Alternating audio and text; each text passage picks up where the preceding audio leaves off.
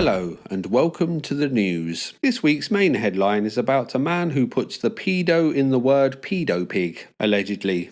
Nova Online. This rotund fellow has had a busy week this week. Firstly, his house was vandalised with someone writing the words pedo Nova on it, which Mr. Online reports cost him $60 to buy the paint to paint over this. After this event, a mysterious new user named Salty Atlanta Sour Peach started to post to Kiwi Farms on a thread about LOLCOW YouTubers. Salty Atlanta Sour Peach really didn't like Kiwi Tapes or other YouTubers that make videos about Nova Online, and he had Kiwi Tapes' docs, so he posted it to the farms along with a photo of him and his child. It didn't take long for other users to start to question the identity of Salty Atlanta Sour Peach. But luckily another user called User764 came to his rescue and backed him up. Then Mr. Sour Peach dispelled any rumours that he could possibly be Nova Online by claiming that he was a troll of Nova and posting a new photo of the vandalism to Nova's home, this time a lot more close up.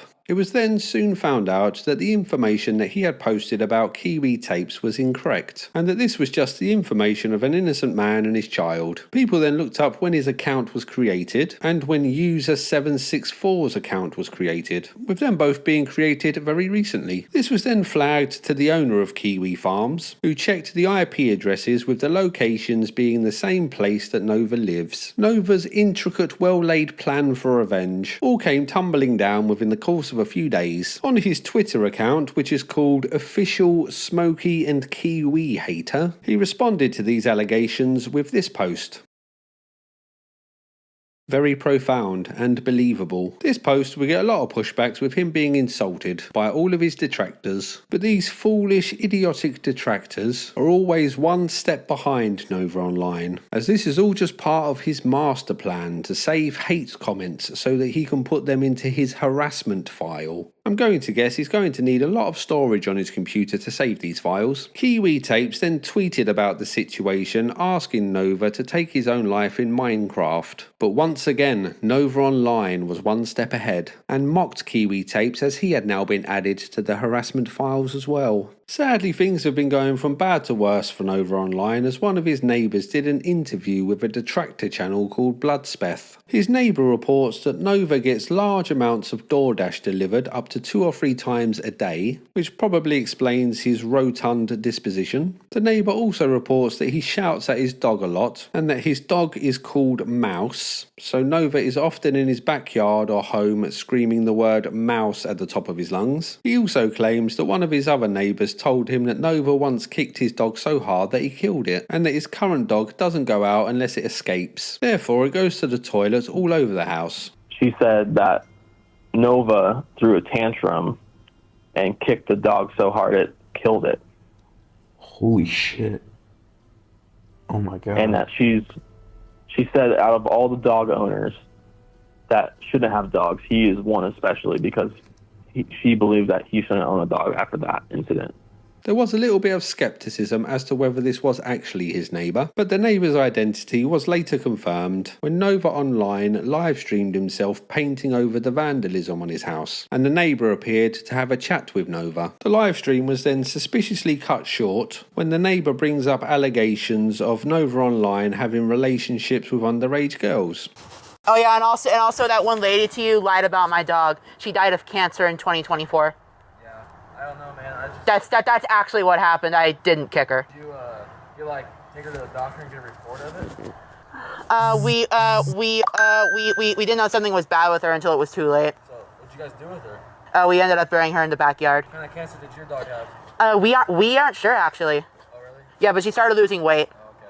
Yeah, that's what really happened. But I just wanted to let you know, because I'm not that kind of person. I never said you did. I just said that's what I was told. Oh. So Oh yeah. I heard about it, and that's all I mentioned. That's why I said allegedly. If like you did something wrong, you gotta serve your time.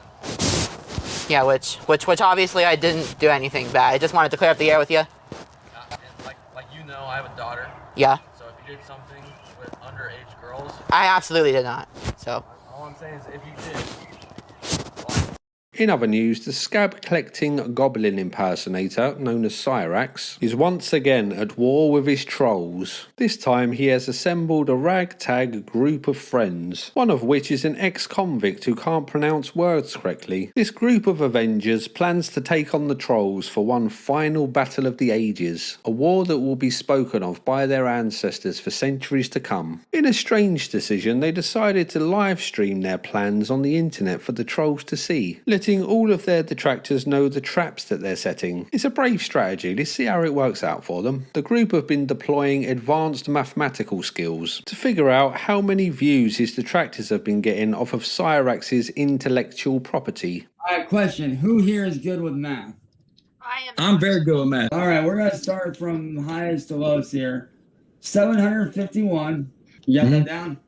I'm gonna try to remember it. Go ahead. I'm gonna try to just do it off top. Alright, 751 plus 131 plus 87 plus 29.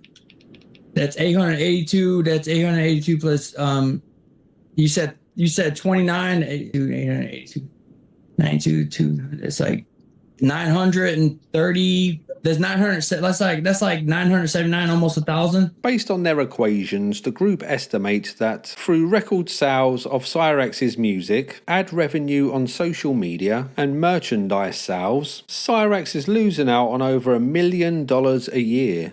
That's basically $1 million right there that I'm losing out on a year. The group are planning to copyright Cyraxx's image, name and content, so that every time trolls use it they have to pay him. Cyraxx is hoping that if he finally brings down the trolls, he can get his music career back on track and be the world famous music star that he was always destined to be. Hello darkness, my old friend, I'll come to talk with you again.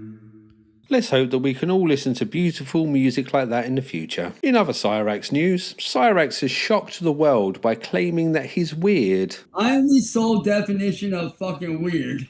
Yeah, there ain't. Look at it like this. Instead of weird, you're just unique, man. Everybody's got their thing. Everybody's got their little unique. Unique is one way to put it, I suppose. His friend then went on to claim that nobody was perfect, and I'm sure that we can all agree that Cyraxx has many imperfections. His friend then went on to say that God was not perfect, otherwise he wouldn't have invented the devil, with Cyraxx claiming that normal people scare him.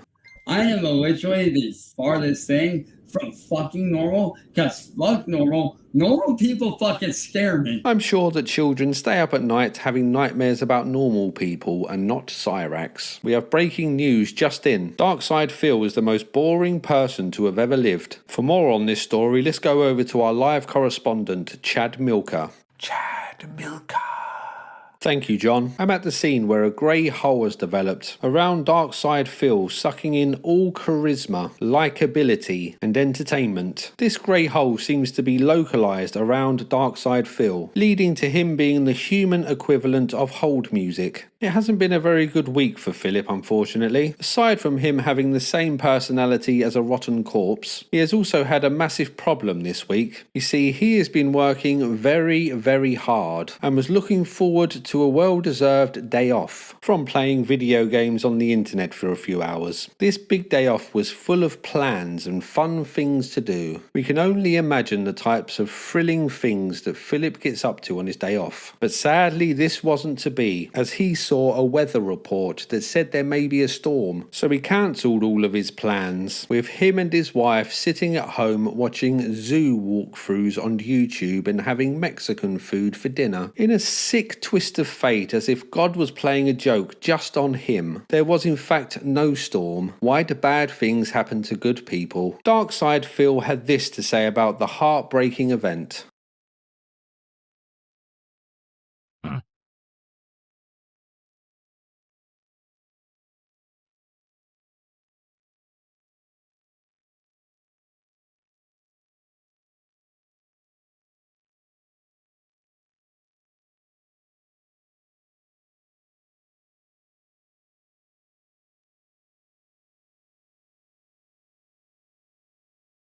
So yesterday was my day off, and it was my only day off of the week. Therefore, it meant that I had to crush a whole bunch of stuff into the 1 day off that I had, we were supposed to get bad thunderstorms.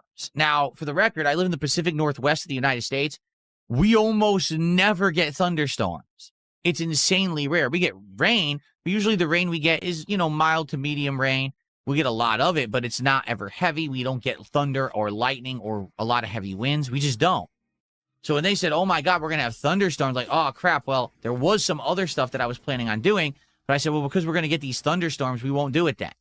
We'll have to hold off to do these other things, right? Guess what we didn't get yesterday? Any thunderstorms.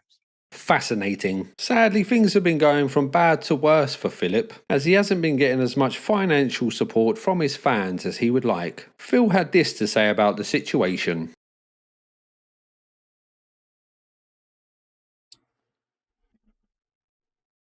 Come on.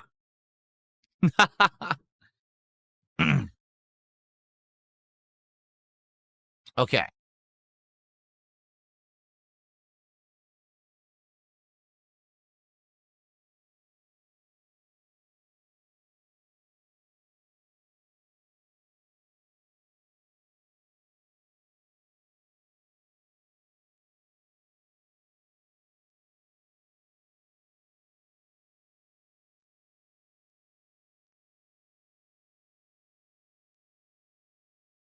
How about this? And I'm going to be as honest as I can with you. We got to get kick support tonight.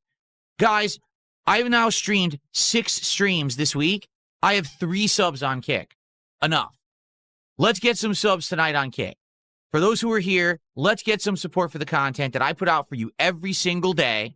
Let's get kick support tonight for sure. No bullshit. No fucking pussyfooting around. No, oh, he's kind of hiding what he really wants. I want kick subs, goddammit, and I want them tonight. What fun live streams he puts on. Sadly for Darkside Phil, one of his streams was raided by trolls. Poor guy just can't catch a break. In the end, he banned 110 people from this stream. So enjoy your ban. So go away. Go away. You bother me.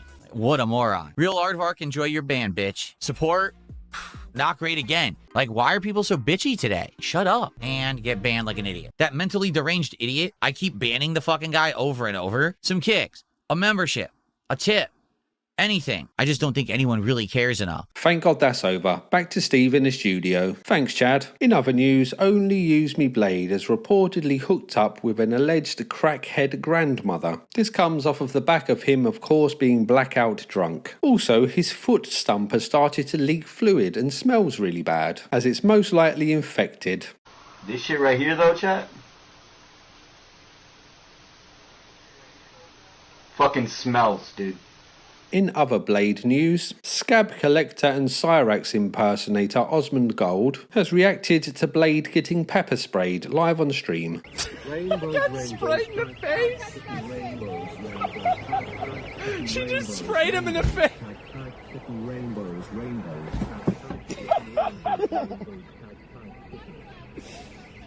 Oh my God.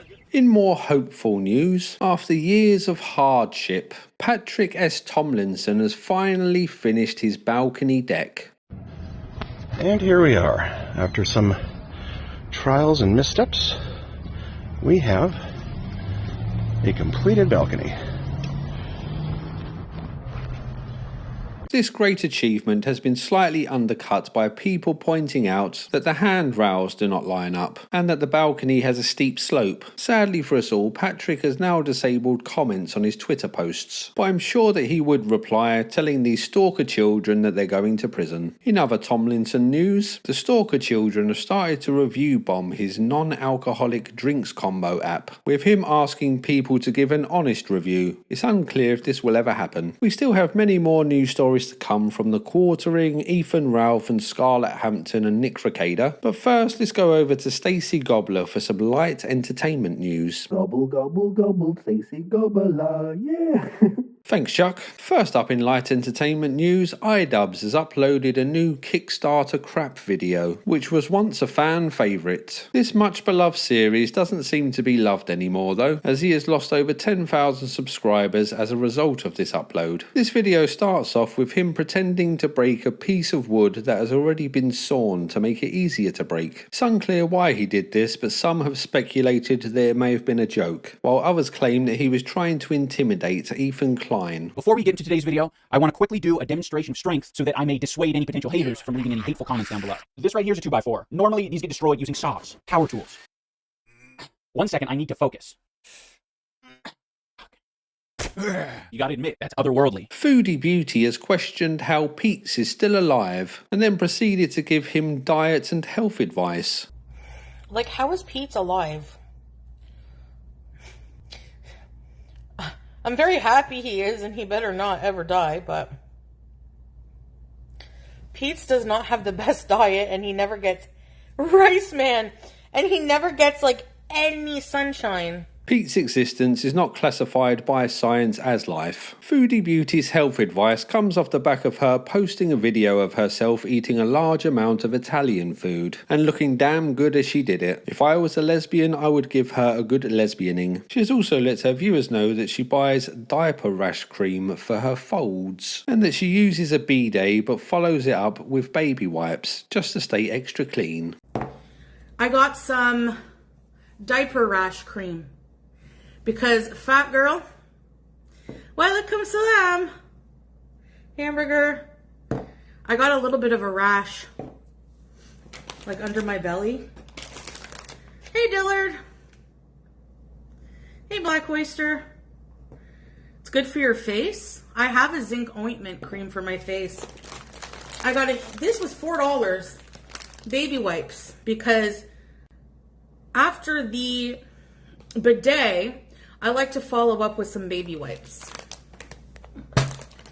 Okay, darlings? Delightful. After a long break from the internet, Dayton Hypernova has reappeared, posting to his private Facebook account, with podcast Revenge of the Cis seeming to be the only people that have access to this. Dayton is still talking about his dead brother beating him, his dead brother being a toxic Mao, and how hard his life is. It's nice to see that nothing has changed for him. Back to James in the studio. Thanks, Stacey. The quartering appears to be back at it again, with PPP from Kino Casino claiming that Jeremy has flagged down another channel called the Kino Cathedral. He has also done a 30-minute segment on digital price tags, with him claiming that this is all his own work. This comes off of the back of him promising to do more well-researched videos in the hopes that people will watch his channel again. Sadly, he would accidentally open a tab to show that the script was written by Grok. It has also been alleged that he has been buying his own coffee in order to leave good reviews on Amazon. This goes against their terms of service, and once again Jeremy accidentally showed a screenshot confirming that he had brought 6 bags of his own coffee. There is speculation that he has done this as he has been getting a lot of 1-star reviews on his coffee, and in an unexpected move, Jeremy has admitted to hanging around a place called Monkey Island when he was a child and being a menace in candy stores. When I was young,